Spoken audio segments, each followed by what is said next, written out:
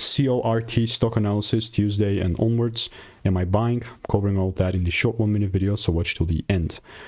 Corcept Therapeutics is just, let's say this, it is going up. It's climbing higher and higher and higher, but this is the 5-minute chart, so let's quickly just zoom out to see where we actually are. We brought a picture.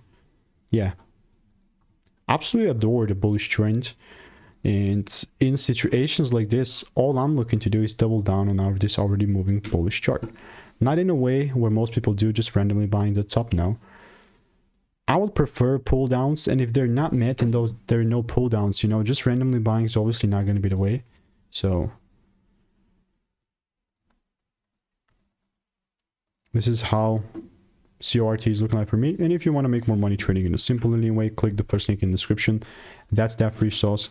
Other than that, everything else is noise, right? So I'm just waiting for rules here currently. Yeah, goodbye.